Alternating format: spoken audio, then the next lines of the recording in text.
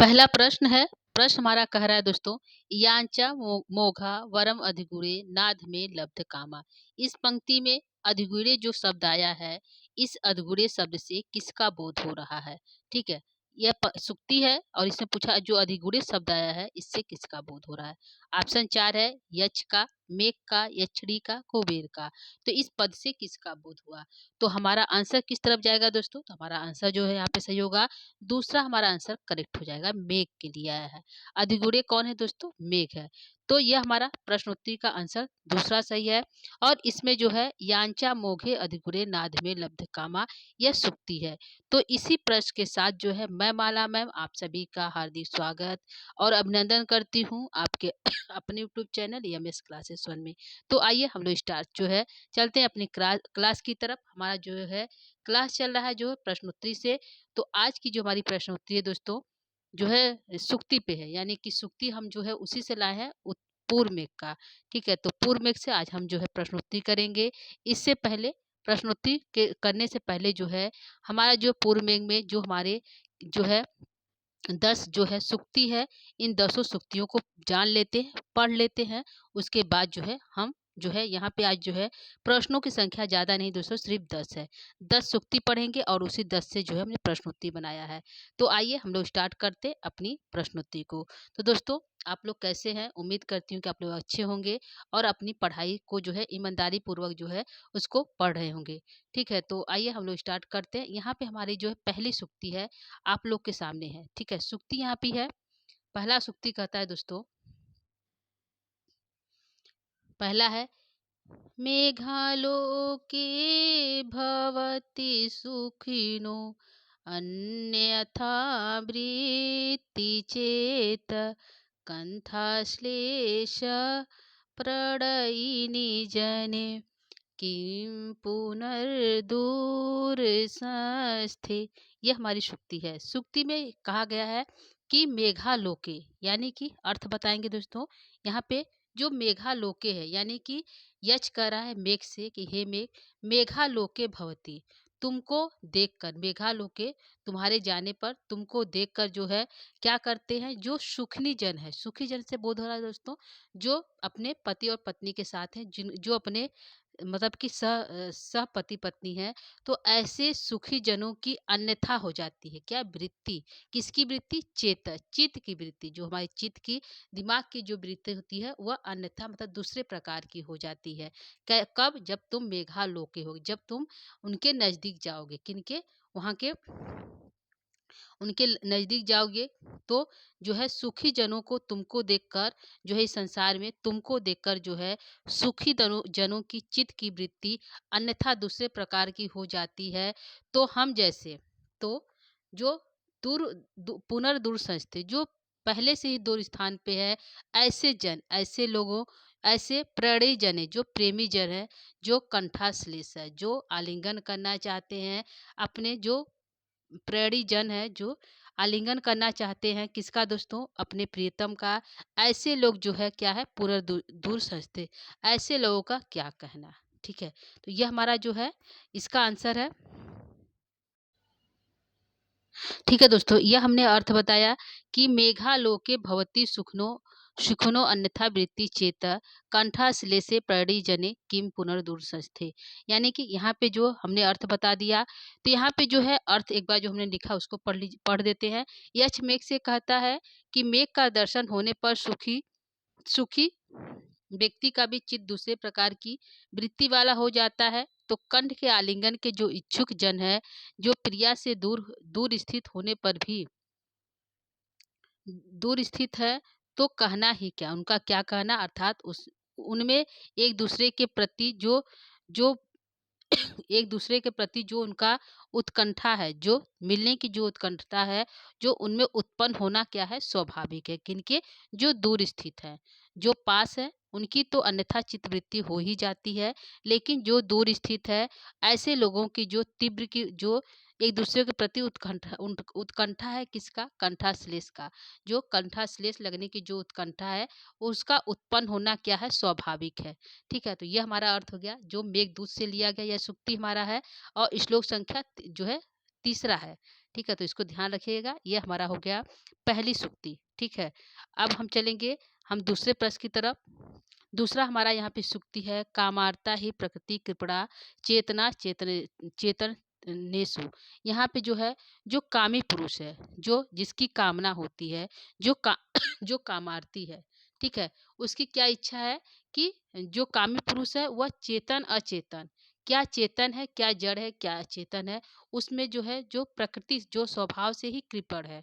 ठीक है, कामी पुरुष जिसकी कुछ इच्छाएं होती है, जो अपने प्रीतम में जिसका मन लगा हुआ है, ऐसे कामी पुरुष जो प्रकृति से ही स्वभाव से ही जो कृपण है। ठीक है, ऐसे व्यक्ति जो ऐसे व्यक्ति क्या करते हैं, चेतन और अचेतन में भेद नहीं कर पाते हैं। ठीक है, यह कब यह सूक्ति जो है 5वें श्लोक से है। इसमें जो है यक्ष जो है मेघ को देखकर जो है उसको दूध बनाने की इच्छा प्रकट करता है। वह सोचता है कि मैं इसे दूध बनाकर क्या करूं, अपने यक्षिणी के पास भेज दूं। उस पे जो है उसी लाइन की यह सूक्ति है कि जो कामार्ता व्यक्ति होता है वह चेतन अचेतन में भेद नहीं कर पाता कि मैं संदेश किसके साथ भेजूं। ठीक है, संदेश जो भेजा जाता है वो किसके साथ भेजा जाता है, जो दोस्तों जो इंद्रियों वाले होते हैं, जो मनुष्य होता है, जो जिनकी इंद्रियां होती हैं, ऐसे मनुष्य के साथ जो है क्या भेजा जाता है हमारे संदेश को भेजा जाता है। लेकिन जो चार धूम ज्योति सलिल मर्ताम का सन्निपात है, वह संदेश है। ऐसे व्यक्ति के साथ जो है संदेश भेजना कैसा है, ऐसे व्यक्ति जो है कामार्थी ही कामी पुरुष ही जो क्या करेंगे, चेतन अचेतन में भेद नहीं कर पाएंगे और अपने संदेश को भेज देंगे। तो यह जो सूक्ति है, यह हमारा जो है 5वें श्लोक की सूक्ति है। और यहाँ पे जो है कामी पुरुष काम से व्याकुल जन चेतन एवं अचेतन के विषय में स्वभाव से ही जो है क्या है, दीनहीन है, क्या है, दीन है, ऐसे व्यक्ति के बारे में जो है कालिदास ने कहा है। ठीक है, तो ये मेघदूत का 5वां श्लोक है। उम्मीद है समझ में आ गया होगा इसका अर्थ। कामार्थी कामी पुरुष प्रकृति कृपण, जो स्वभाव से कृपण है, दीनहीन है, वह क्या करेगा, चेतन और अचेतन में भेद नहीं कर पाएगा। दीनहीन क्यों है दोस्तों, क्योंकि उसे श्राप मिला है 1 वर्ष का, और जो श्राप के कारण वह अपने संदेश को भिजवाना चाहता है और वहां पे कोई दिखाई नहीं दे रहा है सिर्फ मेघ के सिवा। तो मेघ से संदेशा भेजना चाहता है, जबकि मेघ क्या है, एक जो है चेतन, जो है उसमें अचेतन है, मतलब चेतना नहीं है। ठीक है, वह क्या बोलेगा क्या संदेश लाएगा उसमें ऐसी कोई बात नहीं है। लेकिन जो संदेश भेजा जाता है किसके साथ दोस्तों, तो ये जो है हमारे जो है ऐसे मनुष्य के साथ भेजा जाता है जो बोल सके, जिसकी इंद्री जो है, इंद्री वाला प्राणी ही जो है इस संदेश को पहुंचा सकता है। और जो है जड़ अर्थात चेतना शून्य से व्यक्ति जो है ऐसे संदेश को नहीं पहुंचा सकता। तो इस बारे में यहाँ पे है। तो ये समझ में आ गया होगा दोस्तों। हम आप चलेंगे अगले अपने तीसरे सूक्ति की तरफ। तीसरा सूक्ति हमारा यहाँ पे है दोस्तों, यांचा मोघा वरम अधिगुणे। ठीक है, यह जो है यांचा मोघा वरम अधिगुणे, यह हमारी सूक्ति जो है श्लोक संख्या 6वां से है। इसमें है यांचा मोघे वरम अधिगुणे। इसमें यक्ष जो कहता है मेघ से कि याचना उन्हीं से करना चाहिए जो वरम हो, क्या हो, जो श्रेष्ठ हो, वरम हो, जिससे याचना करने पर जो है क्या हो, श्रेष्ठ हो। तो यांचा जो है यांचा मोघा मोघा वरम अधिगुरे नाद में लब्ध कामा। तो यहाँ पे अर्थ हमारा हो जाएगा, यांचा मतलब याचना, यांचा जो है याचना उनसे करनी चाहिए, मोघा मतलब विफल होने पर, यदि याचना विफल भी हो जाए, वरम तो श्रेष्ठ है, क्या है, यदि याचना हमारी याचना जो है मोघा भी हो जाए तो क्या है, वरम मतलब श्रेष्ठ है। क्यों, अधिगुणी अधिगुणे व्यक्ति से यदि हम याचना करते हैं जो हमसे गुणवान है, तो यक्ष जो है किससे याचना कर रहा है, मेघ से। मेघ कैसा है, वह जो ऊंचे जो है वंश का है, उसका वंश क्या है, भुवन विदिते और पुष्करा वर्त का नामा। तो उसका जो वंश है भुवन विदित है, पूरे संसार में जो प्रसिद्ध है। ऐसा जो है पुष्कर आवर्तक वंश का जो मेघ है, यदि ऐसे व्यक्ति से हम यदि अपनी याचना करते हैं तो क्या, यदि हो मोघा भी हो जाए तो क्या है, श्रेष्ठ है, वरम है। लेकिन नाद में यदि अधम व्यक्ति जो निम्न कोटि की, जिसकी विचार धाराएं सूक्ष्म है, निम्न है, ऐसे व्यक्ति से यदि नाद में यदि हमारी लब्ध काम, यदि हमारी इच्छाएं पूर्ण हो जाए, हमारी कामनाएं पूर्ण हो जाए, तो भी न वरम, वह श्रेष्ठ नहीं है। ठीक है, इसमें जो है यक्ष जो है मेघ से याचना करता है और कहता है कि क्या जो है पूरी श्लोक के हम अर्थ को बताते हैं दोस्तों। जातम वन से मैं तुम्हें जानता हूँ, त्वम त्वम जनामि मैं तुम्हें जानता हूँ, जातम वन से तुम्हारे वंश के बारे में, कि तुम्हारा जो वंश है वह भुवन विदित है, पुष्करावर्त का है, और प्रकृति पुरुषम काम रूपम मघोना, और जो है प्रकृति पुरुष हो, तुम कैसे पुरुष हो, प्रकृति पुरुष हो और काम रूप मघोना, और अपने भेष को बदलने वाले हो, कौन, मेघ। और जो हो तुम कौन हो, मघोना हो, इंद्र के प्रधान पुरुष हो, ठीक है। और क्या हो, मघोना हो, तेनार्थित्वम त्वयि विधिवशात दूरबंधु, और जो है क्या हो गया है, मैं तुमसे, त्वयि मतलब तुमसे याचना करता हूँ, विधिवशात भाग्यवश मैं क्या होगा, अपने बंधु बांधवों से दूर हो गया हूँ, इसलिए मैं तुमसे क्या कर रहा हूँ, याचना कर रहा हूँ। याचना क्या है, कि मैं याचना कर रहा हूँ कि मेरे संदेश को तुम ले जाओ, ठीक है। यदि यह हमारी याचना क्या है, विफल भी हो जाए, ना अधम भी हो जाए, जो है विफल भी हो जाए, तो भी क्या है, श्रेष्ठ है, अच्छा है, ठीक है। क्या है, नाद में लब्ध कामा, श्रेष्ठ है, अच्छा है। लेकिन यदि हम अधम व्यक्ति से याचना करते हैं, तो यदि वह याचना है हमारी पूर्ण हो जाए, हमारी इच्छाएं पूर्ण हो जाए, हमें समान प्राप्ति हो जाए, तो भी क्या है, वो अच्छा नहीं है, ठीक है। तो यह हमारा अर्थ हो गया दोस्तों। तीसरे सूक्ति का अर्थ को हम पढ़ देते हैं एक बार। अधिक गुण वाले व्यक्ति से की गई याचना फलवती न होने पर भी उत्तम है, ठीक है, जो गुणवान व्यक्ति है। लेकिन यदि हम नीच व्यक्ति से फलीभूत हुई याचना करते हैं, यदि अच्छी है तो भी क्या है, यदि प्राप्त भी हो गई तो क्या है, वह वरम अच्छी नहीं है, ठीक है। यह हमारा अर्थ हो गया। अब हम चलेंगे अपने चौथे जो है सुक्ति की तरफ। चौथा सुक्ति है दोस्तों, दोस्तों समझ, उम्मीद करती हूँ आप लोग को समझ में आ रहा होगा अर्थ को। अब अगली हमारी जो सुक्ति है, आशा बंधम कुसुम सदृशम प्रायसो ही अंगनानां सद्य पाति प्रणि हृदयम विप्रयोगे रुद्धरति। यहाँ पे है कि आशा का जो बंधन होता है, जो है आशा का जो हमारा बंधन होता है वह क्या करता है, आशा का हमारा बंधन है वह जो है आंगनाओं के, जो है हमारी जो आंगनाएं हैं उनके हृदय क्या करता है, बांधे रखता है। क्या करता है, उनके हृदय ही अंगना नाम, जो है आशा का बंधन ही है, जो है रुद्धरति, कि सद्यपाती जो शीघ्र ही नष्ट हो जाता है, सद्यपाती शीघ्र ही नष्ट हो जाने वाला प्रणयी प्रेमी जनों का जो हृदय होता है, जो प्रेमी जनों का जो हृदय होता है, जो शीघ्र ही नष्ट हो जाने वाला होता है, विप्रयोगे वियोग की अवस्था में, लेकिन रुद्धति उसको रोके रखता है। क्या रोके रखता है, आशा का बंधन, एक हमारा आशा का बंधन है, जो प्रेमी जनों के हृदय क्या करता है, वियोग की अवस्था में भी क्या करता है, रोके रखता है, ठीक है।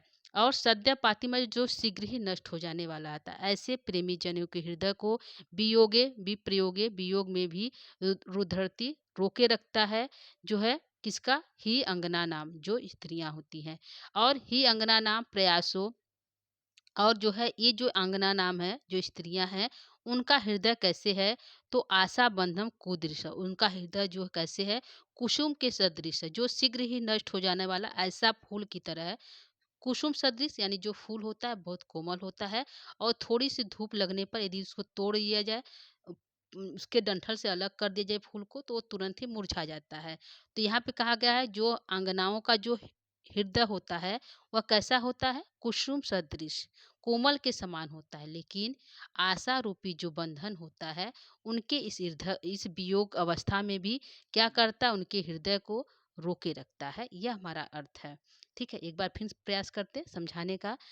जो है यहाँ पे सुक्ति है, यह जो है चौथी सुक्ति हमारी है, जो हमारे श्लोक संख्या 9 से है, ठीक है। यहाँ पे है जो है यहाँ पे कहते हैं, मेघ कहता है, यक्ष कहता है मेघ से, कि जो अंगनाएं हैं, जो जिनका हृदय जो जो वियोगावस्था में, जिनके हृदय को वियोगावस्था में भी क्या करता है, रोके रखता है। क्या रोके रखता है, आशा का बंधन।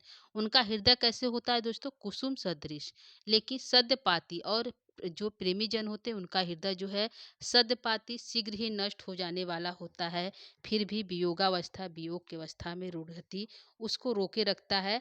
और जो है उनका हृदय कैसा, कुसुम सदृश। तो उनके हृदय को कौन रोके रखता है दोस्तों, यह आशा बंधनम, आशा का जो बंधन होता है वह रोके रखता है, ठीक है। तो ये हमारी सुक्ति हो गया। अर्थ को एक बार हम पढ़ देते हैं जो लिखा हुआ है यहाँ पे है, आशा का बंधन ही प्रेम से ओतप्रोत पुष्प सदृश कमल तथा वियोग से शीघ्र टूटने वाले अबलाओं को के हृदय को क्या क्या करता है, रोके रखता है। ये हमारा अर्थ है। तो हमारा अर्थ समझ हो गया दोस्तों चौथे का। उम्मीद करती हूँ आप लोग को समझ में आया होगा। अब हम चलेंगे अपने अगली सूक्ति की तरफ। अगला सूक्ति हमारा 5वां है। ठीक है। यहाँ पे सूक्ति है शूद्रो अपि, ये अवग्रह है दोस्तों। शूद्रो अपि प्रथम सुकृतो उपेक्षया संश्रयाय प्राप्ते मित्रे भवति विमुख किम पुनर पुनर पुनर पुनरअस्त अस्थो उच्चई। तो यहाँ पे है क्षुद्रो अपि, जो है आम्र पर्वत के बारे में यह वर्णन किया गया है दोस्तों। आम्रकूट पर्वत के बारे में यह जो है यहाँ पे कहता है, यक्ष कहता है हे मेघ, जब तुम जाना कहाँ, आम्रकूट पर्वत पे। कहाँ जाना, आम्रकूट पर्वत जाना। तो उसके वह तुम्हें क्या करेगा, अपने जो है शिखर पे जो है तुम्हें धारण करेगा। क्या करेगा, तुम्हें जो है अपने शिखर पे वह धारण करेगा। कौन, आम्रकूट पर्वत। ठीक है। तो वह तुम्हें जो है अपने साधु मूर्धनाम, वो अपने सिर पर धारण करेगा। तो क्यों धारण करेगा, क्योंकि जो हमारे शूद्रो अपि प्रथम सुकृतोपेक्षा संश्रयाय प्राप्ते मित्रे भवति विमुख भी किम पुनर्दूर दूर दूर पुनर उच्चई। क्योंकि यहाँ पे है शूद्रो अपि, जो शूद्र व्यक्ति भी होते हैं। क्या है, जो शूद्र व्यक्ति भी होते हैं, जो निम्न कोटि के व्यक्ति होते हैं, वो भी क्या कहते हैं, प्रथम सुकृतो, पहली बार किया गया उपकार। यदि कोई उसका मित्र जो उसके बाद उसकी उस जो है उसको पहली बार उस पे कोई उपकार किया है, तो उसकी उपेक्षा नहीं करता है। क्या करता है, उसकी वह उपेक्षा नहीं करता, यानी उसको संश्रयाय, उसको आश्रय जरूर देता है। ठीक है। लेकिन प्राप्त मित्र, यदि उसको वह प्राप्त मित्र, वह जो है उसको वह मित्र प्राप्त हो गया तो ठीक है। प्राप्ते मित्रे भवति विमुख, यदि मित्र के प्राप्त हो जाने पर वह विमुख नहीं होता है। कौन, शूद्र व्यक्ति भी जो है मित्र के प्राप्त हो जाने पर विमुख नहीं होता है। तो किम, तो क्या कहना, यह तो जो है जो हमारा आम्रकूट पर्वत हुआ कैसा है, वह तो कहना ही क्या, जो क्या है बहुत उच्च है। उच्च जो है, जो ऊंचा आम्रकूट पर्वत है उसका कहना ही क्या। क्षुद्र व्यक्ति भी क्या करते हैं, मित्र के प्राप्त हो जाने पर अपने मित्र के किए गए उपकार से विमुख नहीं होते हैं, यानी उसे आश्रय जरूर देते हैं। तो यहाँ पे तो यह किम क्या, इसका क्या कहना, जो उच्च है, उच्च जो है आम्रकूट पर्वत है, इसका तो कहना ही क्या, यह तो तुम्हें क्या करेगा, अवश्य ही अपने सिर पे धारण करेगा। ठीक है। यह हमारा अर्थ है जो है 5वें सूक्ति का। ठीक है। एक बार फिर बताते हैं दोस्तों, ध्यान से सुनिएगा। सूक्ति है प्राप्ते मित्रे भवति विमुख, मित्र के प्राप्त हो जाने पर भी, यदि प्राप्ते मित्रे भवति विमुख, यदि मित्र प्राप्त भी हो गया तो विमुख नहीं होता है। कौन, क्षुद्र व्यक्ति, जो निम्न कोटि का व्यक्ति है, जो निम्न कोटि का व्यक्ति, वह व्यक्ति क्या करता है, अपने मित्र के प्राप्त हो जाने पर वह जो है विमुख नहीं होता। प्रथम सुकृता, उसने पहले जो उसके उस पर उपकार किया है उसको याद करके उसको संश्रय, उसको आश्रय अवश्य देता, उसे अपने जो है घर में आश्रय अवश्य देता, उसको अपने गले अवश्य लगाता है। तो ऐसा व्यक्ति जो अपने मित्र के प्राप्त हो जाने पर भी उससे विमुख नहीं होता है। तो किम, तो क्या कहना, किसका, तो किम क्या कहना, जो है पुनर तथा उच्चई, तो पुनर तथा उच्चई, तो उसका क्या कहना, जो ऊंचा है, जो क्या है, उच्चई, जो बहुत ऊंचा है, यानी आम्रकूट पर्वत है, उसका क्या कहना। ठीक है। यह हमारा जो है इस सूक्ति का अर्थ है। ठीक है दोस्तों, तो ये हमारा अर्थ हो गया 5वें का जो है हो गया। आगे हम देखते हैं, नीचे व्यक्ति या नीच व्यक्ति भी पहले किए गए उपकार के कारण मित्र से विमुख नहीं होता, फिर तो महान व्यक्ति का तो कहना ही क्या, महान वह कैसे विमुख होगा, जो महान है वह कैसे विमुख होगा। यह हमारा अर्थ हो गया। अर्थ हमने बता दिया दोस्तों। अब हम चलेंगे अपने अगली सूक्ति के, जो सूक्ति हमारा है 6वां। यह सूक्ति रिक्त सर्वो भवति ही लघु पूर्णतया गौरवा, जो यह जो है नर्मदा नदी के बारे में बात की गई है दोस्तों। कि यक्ष कहता है मेघ से कि जब तुम जाना, कहाँ जाना, जब तुम आगे बढ़ोगे तो तुमको एक नदी मिलेगी, जिस नदी का नाम है नर्मदा नदी, रेवा नदी। कौन सी नदी दोस्तों, रेवा नदी। तो तुम क्या करना, उस रेवा नदी का जल ग्रहण कर लेना। क्योंकि इस संसार में क्योंकि इस संसार में जो रिक्त होते हैं, जो खाली होते हैं, वह जो है हर जगह लघु होते हैं। क्या होते हैं, जो खाली होते हैं वह हर जगह लघु होते हैं, और जो है जो पूर्णतया जो भरे होते हैं, जो पूर्ण होते हैं वह जो है गौरवान होते हैं हर जगह। तो इस सूक्ति के माध्यम से कालिदास यह बताना चाहते हैं कि व्यक्ति को जो है हमेशा रिक्त नहीं होना चाहिए, अपने आप को हल्का नहीं करना चाहिए, यानी कि अपने को कभी जो है कमजोर नहीं समझना चाहिए। ठीक है। तो यदि हम स्वयं को कमजोर मान लेंगे दोस्तों, तो क्या हो जाएंगे, हम लघु हो जाएंगे, हमारा कोई जो है अस्तित्व ही नहीं रहेगा। तो और जो यदि जो पूर्वान है, यदि हम अपने आप को भारी समझते कि नहीं हम पूर्ण हैं, ठीक है, तो हम जो है हर जगह जो है सम्मान के पात्र बनेंगे। तो यक्ष जो है मेघ के माध्यम से कहता है कि हे मेघ, तुम क्या करना, तुम्हें जो है तुम जब जाना तो जो नर्मदा नदी मिलेगी उसके जल को ग्रहण कर लेना, क्योंकि तुम जो है इससे पहले माल प्रदेश में जो है पानी को बरसा दिए हो, जिससे तुम क्या हो गए, हल्के, सॉरी दोस्तों, आम्रकूट पर्वत पे, इससे तुम क्या हो गए, हल्के हो गए हो, क्या हो गए हो, हल्के हो गए हो, क्योंकि तुमने पहले ही अपने को जो है पानी बरसा दिया। कौन से पर्वत पर बरसाया दोस्तों, आम्रकूट पर्वत पे। तो तुम वहां से यदि अथवा ले लोगे, जल को ग्रहण कर लोगे, तो पूर्ण हो जाओगे, और तुम जो है गर्वान हो जाओगे, और जो तुम क्या करोगे, आराम से आगे बढ़ जाओगे। क्योंकि यदि हल्के रहोगे तो हवा जो है तुम्हें तेजी से उड़ा ले जाएगा, क्योंकि जो हल्का होता है उसे हर कोई सताता है। यदि तुम पूर्ण हो, गौरवान हो, तो तुम्हें कोई नहीं सताएगा। तो यदि तुम हल्के रहोगे तो तुमको हवा तेजी से उड़ा ले जाएगा। यदि तुम जल से भरे हुए युक्त रहोगे, भारी रहोगे, तो गौरवान रहोगे, और तुम्हें जो है हवा अपनी तरह से अपनी दिशा की ओर नहीं ले जाएगी। तुम्हारी इच्छा पर निर्भर करेगा, तुम जैसे चाहोगे वैसे चल सकोगे। ठीक है। तो यहाँ पे यही कहा गया इस सूक्ति में, रिक्त रिक्त सर्वभवति ही लघु पूर्णतया गौरवान। सभी रिक्त पदार्थ हल्के हल्के होते हैं तथा पूर्णतया गौर के लिए पूर्णता गौरव के लिए होते हैं, और सभी जो है गौरव युक्त होते हैं। ठीक है। तो यहाँ पे है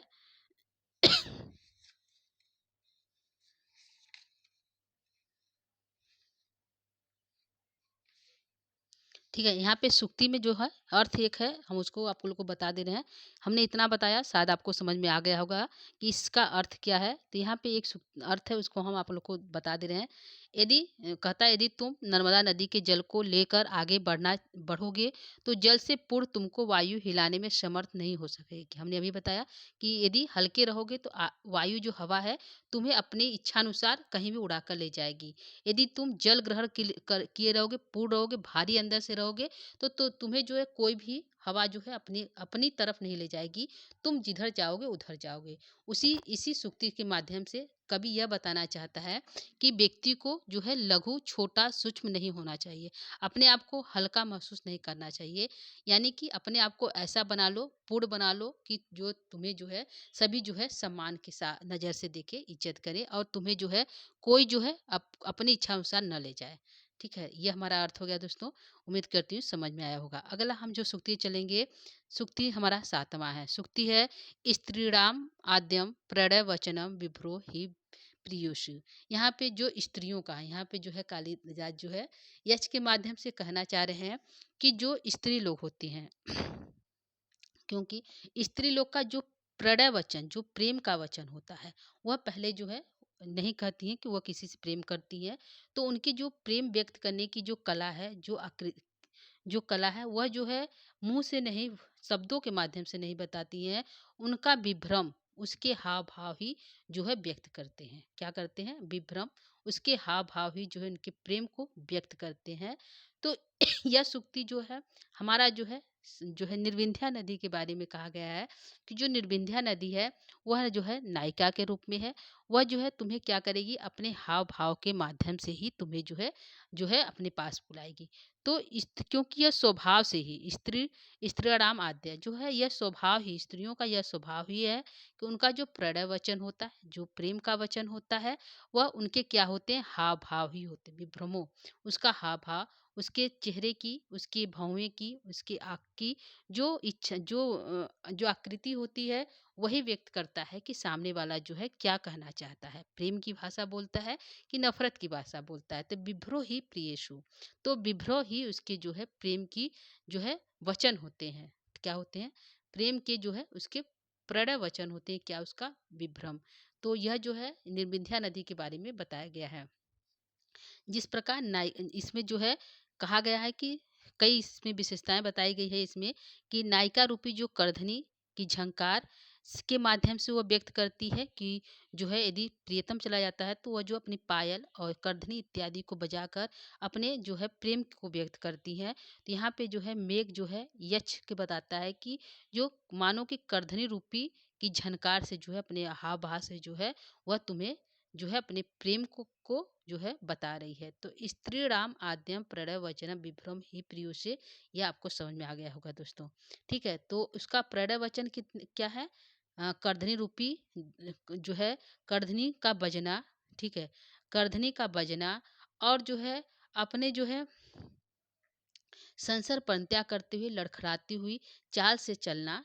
और क्या है जो है चाल से चलना और जो है तुम्हें क्या करेगी जो है संसर परित्याग करते हुए और तुम्हें क्या करेगी अपनी नाभि को दिखाती हुई जो है तुम्हें अपने प्रेम को है वो क्या करेगी नदी जो है व्यक्त करेगी। कौन सी नदी?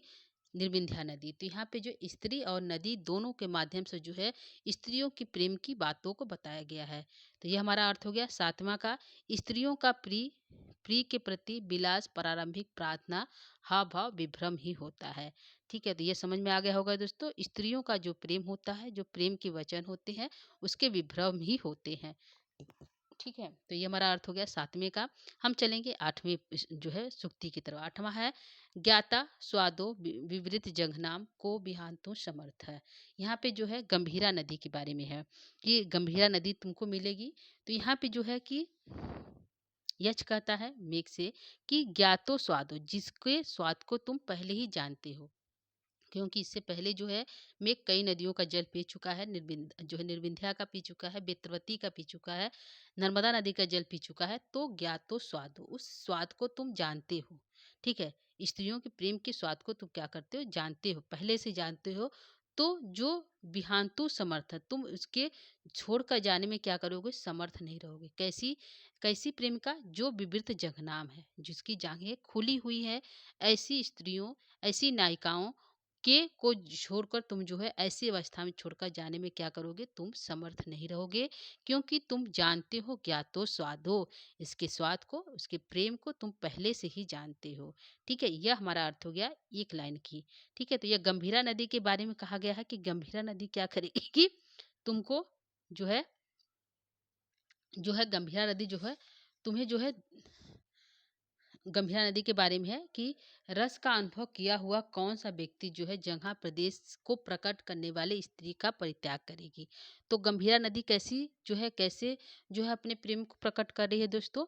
तो अपनी विवृत जंघना को खोल के और जो है जो है उसके जो है जो है स्तंभ जो है खुल गए हैं और जो है अपने हाथों से जो है नितंब को जो है पकड़ी हुई है।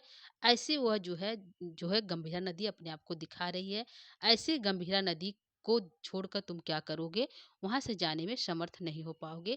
इसलिए क्या करना? तुम उनसे मिल कर जाना। क्या करना? उससे मिल के जाना। तो ये हमारा अर्थ हो गया आठवें सूक्ति का। अब हम लेंगे अगली सूक्ति नौवें का।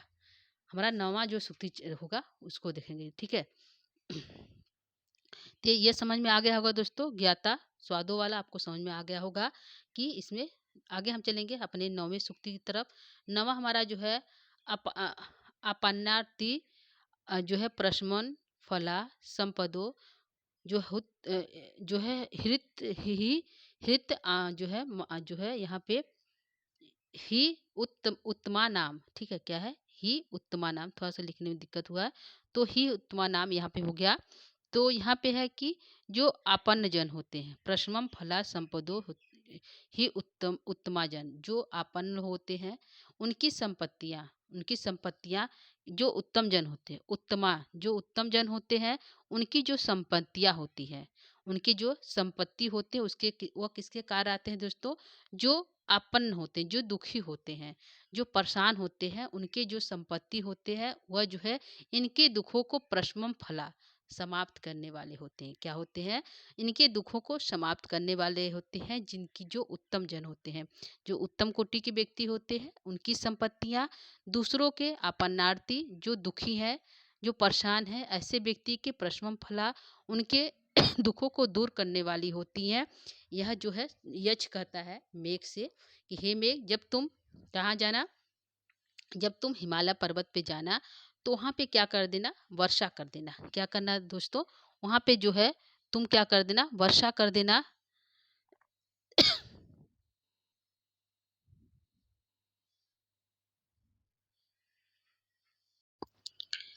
चलते हैं दोस्तों हम अपने अगले जो सुक्ति की तरफ। सुक्ति है जो है, जो उत्तम जना की जो संपत्ति होती है वो क्या होती है, दूसरों के दुखों को दूर करने वाली होती है। तो इसमें जो श्लोक में बताया गया कि जो हिमालय पर्वत पे जो है दवा अग्नि लगी होगी, किससे, जो है अपने ही सरल स्कंद जो है संगठन से, यानी कि जो हमारे चीड़ के पेड़ है उनके रगड़ से जो है दवा अग्नि लगी होगी। तो तुम क्या करना, उस दवा अग्नि को दवा अग्नि यानी कि जंगल की अग्नि को क्या करना, शांत कर देना। तो तुम्हारे पास क्या है, तुम्हारे पास पानी है, क्या है, संपत्ति रूपी क्या है, जल है। तो इस जल से क्या कर देना, उस जंगल को क्या कर देना, शांत कर देना। क्या करना, उसके दुख क्या है जंगल के, आग आग। तो उस आग को तुम क्या करना, शांत कर देना। और उसी जंगल में तुम्हें क्या मिलेंगे, चमरी गाय मिलेंगी। क्या मिलेंगे, चमरी गाय मिलेंगी। उनके जो है बाल जल न जाए, यदि तुम उनके दुखों को दूर कर दोगे तो वह जो चमरी गाय है वो बच जाएगी। तो तुम क्या करना, यहाँ पे जो है कवि बताना चाह रहे हैं मेघ की यक्ष के माध्यम से कि जो तुम उत्तम जन है, यानी कि जो तुम्हारा काम क्या है, तुम्हारे पास जल है, तो तुम अपने इस जल रूपी संपत्ति को क्या करना, आपन्ना जो विपत्ति में है कहीं अग्नि लगी हुई है, कहीं सूखा पड़ा हुआ है, तो उनके इस जल रूपी संपत्ति से तो उनकी इच्छाओं को पूर्ण कर देना। क्योंकि जो जो उत्तम जन होते हैं, जो अच्छे लोग होते हैं, उनकी संपत्तियां जो है दुखी लोगों की के दुखों को शांत करने वाली होती है। तुम भी क्या करना, अपने जल से उस अग्नि को शांत कर देना, और वहाँ के जो चमरी गाय है वह जो है उस अग्नि से बच जाएंगे। ठीक है, और तुम क्या करना, वारीधार सहस्त्री बहुत अधिक वर्षा कर देना। वहाँ पे जाना तो कहाँ पे दोस्तों, हिमालय पर्वत पे। तो वहाँ पे जाना तो बहुत अधिक वर्षा कर देना, जिससे वहाँ पे दवा अग्नि शांत हो जाएगी और चमर जो है गाय भी बच जाएगी।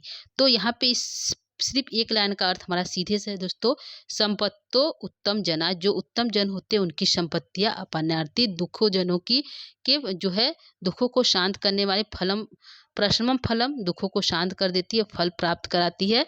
तो तुम भी क्या कर देना, उनके दुखों को दूर कर देना। ये हमारा अर्थ हो गया एक लाइन का। यहाँ पे है श्रेष्ठ जनों की संपत्तियां आर्त जनों के कष्टों को दूर कर देने वाली होती है। यह हमारी एक लाइन की अर्थ है। आगे हम चलेंगे अपने अंतिम जो हमारी सुक्ति है उसकी तरफ। सुक्ति हमारी अंतिम जो है यह है कि के वा न स्यु परिभव पदम निष्फलारंभ यत्ना। यहाँ पे कहा गया है कि के वा न स्यु परिभवम निष्फलारंभ यत्ना।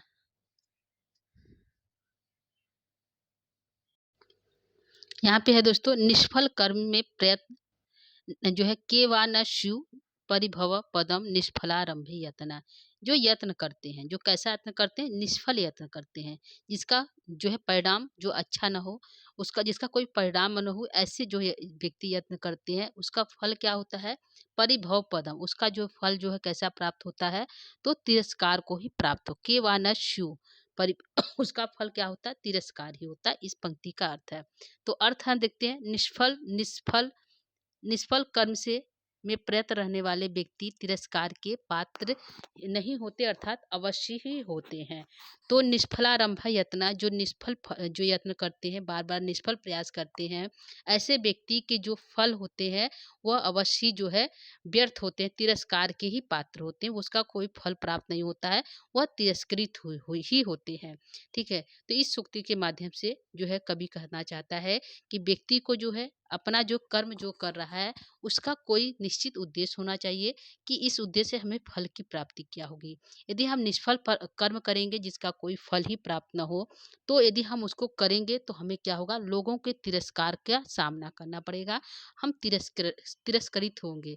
तो इस श्लोक में बताया गया है कि एक हमारा जो है सर्भ नाम का जो है पशु है, वह जो जब तुम आकाश मार्ग पर जाओगे हे मेघ, तो यह जो सरम नाम का जो पशु है यह व्यर्थ में ही तुम्हें जो है क्या करेगा, पकड़ने का प्रयास करेगा, तुम्हें लांघने का प्रयास करेगा। तो तुम क्या कर देना, उससे बच के जाना। क्या करना है दोस्तों, तुम्हें जो है सरब नाम का जो है जानवर मिलेगा, वह तुम्हें पकड़ना चाहेगा, तो उससे तुम बच के जाना। यदि वह नहीं मानता है तो तुम क्या कर देना, वृष्टिपात कर देना। क्या कर देना, वृष्टिपात और कूड़ेआम, वृष्टिपात कर देना। और वृष्टिपात कैसे करना, करका वृष्टि, जो है मूल करका, यानी कि करक वाला, यानी कि बारिश की, बर्फ की गोलों वाला बारिश कर देना। क्योंकि यह जो सरब लोग हैं व्यर्थ ही जो है क्या कर रहे थे, जो है उस मेघ को पकड़ना चाह रहे थे, उछल रहे थे, जिससे कूदने पर उनका क्या हो गया, स्वयं का अंग भंग हो गया। क्या हो गया, स्वयं का अंग भंग हो गया। ऐसे ही यदि व्यक्ति निष्फल कोई कार्य करेगा तो इसमें जो है उसका स्वयं का हानि ही होगा। तो कभी यह कहना चाहते हैं कि व्यक्ति को हमेशा ही अच्छा काम करना चाहिए। तो ये हमारा अर्थ हो गया दोस्तों 10वें सूक्ति का। तो हमारा जो है 10 सूक्ति था पूर्व में के श्लोकों में। तो यहाँ पे उम्मीद करती हूँ कि यह सभी जो है दसों सूक्ति को आपको समझ में आ गया होगा। अर्थ सहित हमने बताने का प्रयास किया है, जिससे आपके जो है अर्थ यदि हम निकाल लेंगे तो हम जो है पहचान जाएंगे, या जो है श्लोकों को हम यदि बार बार पढ़ेंगे तो हमें जो है कहाँ से की ये सूक्ति है और जो है यह किस कवि की है, ये हमें जो है पता चल जाएगा। तो ये हमारा हो गया जो है दोस्तों सूक्ति। अब हम थोड़ा इससे 10 प्रश्नों को बनाए हैं, तो उसको हम देख लेते हैं आगे अपने 10 प्रश्न को। तो यहाँ पे पहला हमारा प्रश्न है जो आप लोग के सामने है। पहला प्रश्न कहता है दोस्तों, पहला प्रश्न है आप लोग के सामने, ठीक है। प्रश्न, यांचा मोघा वरम अधिगुरे ना आदमी लब्ध कामा, इस पंक्ति में अधिगुरे शब्द से किसका बोध हुआ। तो हमने अभी आपको बताया कि अधिगुरे का क्या अर्थ होता है। तो अधिगुरे किसके लिए आया है दोस्तों, तो ऑप्शन 4 है, यक्ष के लिए आया है, मेघ के लिए आया है, यक्षिणी के लिए आया है, कि कुबेर के लिए आया है। किसके लिए हमारा जो है अधिगुड़े शब्द आया है। तो अधिगुड़े किसके लिए आया दोस्तों, मेघ के लिए है। हमने अभी बताया कि याचा मतलब याचना मांगना, याचना करना। यदि याचना मोघा भी हो जाए तो भी क्या है, वरम है। अधिगुड़े अधिगुड़े व्यक्ति से, तो मेघ किससे यक्ष जो है किससे याचना कर रहा है दोस्तों, मेघ से। तो हमारा आंसर हो जाएगा मेघ जो है अधिगुड़े है, क्योंकि वह जो है उसका वंश भुवन विदित है, ठीक है। और जो है नाद में जो निम्न व्यक्ति का है, वह जो है यदि फल भी प्राप्त हो जाए तो न वरम, ठीक है। तो हमारा आंसर जाएगा सीधे जो है मेघ की तरफ, ठीक है। अधिगुड़े से किसका बोध हुआ, तो मेघ का बोध हुआ। यह हमारा पहले प्रश्न का पहला आंसर। दूसरे प्रश्न को लेंगे यहाँ पे हम। दूसरा प्रश्न आपके सामने है, सुक्ति से ही प्रश्न है दोस्तों, इसलिए हम 10 ही बना पाए, ठीक है। यहाँ पे है, मेघा लोके भवती सुखनो अन्यथा वृत्ति चेता कंठा श्लेषे प्रणी जने किम पुनर्दुर्सस्थे। इस पंक्ति में जने जो शब्द आया है, ठीक है, यहाँ पे जने आया है। जने शब्द से किसका बोध हो रहा है, तो यक्ष जो है कंठा श्लेषे जो प्रेमी जन है वह किसके कंठ लगना चाहते हैं, जने ही पूर्ण दुष्ट जो दूर स्थित है। तो यहाँ जने शब्द से किसका बोध हुआ, तो 4 ऑप्शन है, यक्ष का, मेघ का, यक्षिणी का, कुबेर का। तो कितने किसका बोध हुआ दोस्तों, यहाँ पे हमारा जने शब्द से जो है यक्षिणी का बोध हुआ, क्योंकि यह जो है यक्षिणी ही जो है हमारी जो है बोर्ड परीक्षा जो है यक्षिणी को ही माना है। तो हम भी जो है इसको जो यक्षिणी ही मानेंगे कि इस शब्द का अर्थ जो है जने शब्द का अर्थ यक्षिणी है। तो हमारा उत्तर जो है यक्षिणी सही हो गया। जनिस पद का क्या अर्थ हुआ, तो यक्षिणी ही हुआ, ठीक है। तो तीसरा सही है दूसरे प्रश्न का। अब हम लेंगे तीसरे प्रश्न को। तीसरा प्रश्न है, रिक्त सर्वो भवती ही, खाली स्थान है, पूर्णतया गौरवा, रिक्त स्थान को पूरा भरो। तो यहाँ पे है रिक्त स्थान पे क्या भरा जाएगा, रिक्त सर्वो भवती ही। तो चारा ऑप्शन है लघु, लघु, लघु, गुड़, गुड़, क्या भरा जाएगा दोस्तों, तो यहाँ पे हम 4 ऑप्शन है। तो आंसर क्या होगा दोस्तों, आंसर हमारा जो जाएगा लघु। क्या है, रिक्त सर्वो भवती ही लघु पूर्णतया गुरुआ। तो लघु हमारा छोटी वाला ऊ वाला सही होगा, ये हमारा बड़ा ऊ वाला गलत हो जाएगा, और ये दोनों गलत ही है, ठीक है। तो हमारा पहला आंसर हो गया तीसरे का सही, ठीक है। तो तीसरा सही हो गया, तीसरे प्रश्न का पहला आंसर करेक्ट है। आगे हम चलेंगे, आपके सामने चौथा प्रश्न है। चौथा प्रश्न कहता है दोस्तों, निम्नलिखित में से कौन सी सूक्ति मेघदूत की नहीं है। 4 सूक्ति हमने यहाँ पे प्रस्तुत किया है दोस्तों। इनमें से जो है कौन सी ऐसी एक सूक्ति है जो मेघदूत की नहीं है, तो रिक्त सर्वो भवती ही लघु पूर्णतया, यह मेघदूत की है। अपांति प्रशमम फला संपदो ही उत्तमा नाम, यह भी है। के वा न शिव जो है परिभव पदम निष्फलारंभ है यतना, यह भी हमारा जो है मेघदूत का है। वरम विरोधो अपि समम महात्मी, ये भी मेघदूत का है। क्या दोस्तों, अब बताइए इसमें से क्या सही है। तो यहाँ पे हमारा 3 ऑप्शन हमारा जो है ये हमारा मेघदूत का है। अभी हमने अर्थ बता दिया। चौथा हमारा जो है यह हमारा जो है मेघदूत से नहीं है। तो वरम विरोधो अपि समम महात्मा भी, अपि है दोस्तों, अवग्रह का प्रयोग किया गया है, अपि समम महात्मा भी। तो यह कहाँ की सूक्ति है दोस्तों? तो यह हमारी जो सूक्ति है किराता अर्जुन की है। किसका है? किराता अर्जुनियम की जो हमारी सूक्ति है, वरम विरोधो अपि समम महात्मी। तो इसका अर्थ हम बता देते हैं दोस्तों। वरम मतलब श्रेष्ठ है, वरम मतलब श्रेष्ठ है, विरोधो अपि विरोध करना, किसे? महात्मा भी, महात्माओं के साथ जो है समम अच्छा है, समम महात्मा भी, समम के साथ जो है महात्मा में तृतीया विभक्ति लग गई है दोस्तों।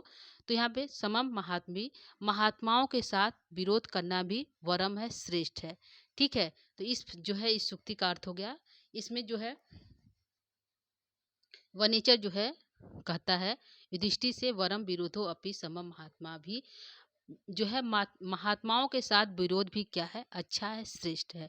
तो उसने क्या किया? दुर्योधन ने क्या किया? तुम्हारे साथ, आपके साथ विरोध कर लिया है, यानी आप जैसा बनना चाहता है। कभी यह कहना चाहता है यदि हम जो है किसी के से दोस्ती नहीं कर पाते हैं, यदि कोई अच्छा व्यक्ति है, कोई महात्मा व्यक्ति है, हम उससे दोस्ती करना चाहते हैं, यदि वह हम नहीं कर पाते हैं तो क्या करना चाहिए? उससे विरोध कर लेना चाहिए। क्योंकि यदि हम उससे विरोध कर लेंगे तो हम उसके जैसा बनना चाहेंगे। तो इसलिए जो है यहाँ पे हमारा आंसर हो जाएगा कि चौथा जो है यह जो है मेघदूत का नहीं है। ठीक है, 3 हमारा हो गया। अब आगे हम चलेंगे 5वें प्रश्न की तरफ। 5वां प्रश्न है स्त्रीणाम अद्य प्रणय वचनम विभ्रो ही प्रियेषु, यह सूक्ति किस ग्रंथ से ली गई है? तो किस ग्रंथ से है दोस्तों? 4 ऑप्शन है।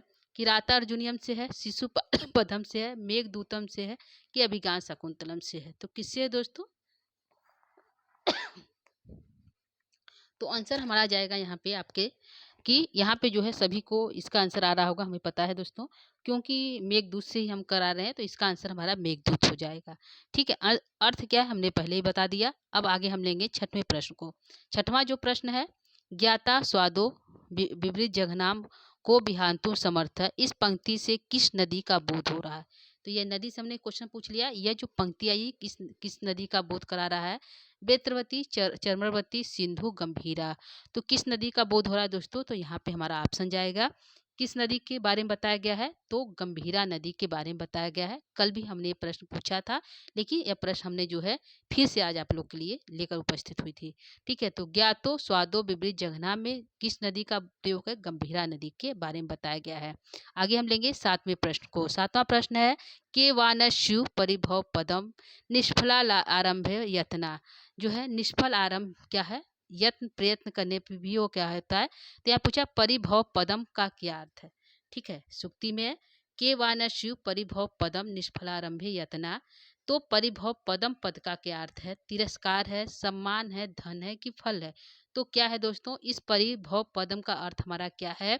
तिरस्कार ही होगा। यदि हम निष्फल यत्न करेंगे, जिसका कोई फल प्राप्त नहीं करेगा, तो उसका जो है उससे क्या हमें मिलेगी? तिरस्कार ही मिलेगी। ठीक है, तो आंसर हमारा हो जाएगा तिरस्कार। ठीक है, परिभव पदम का क्या अर्थ है? तो तिरस्कार हो गया। ठीक है, तो 7वां ये हमारा प्रश्न है दोस्तों। 8वें प्रश्न की तरफ चलेंगे। 8वां प्रश्न है,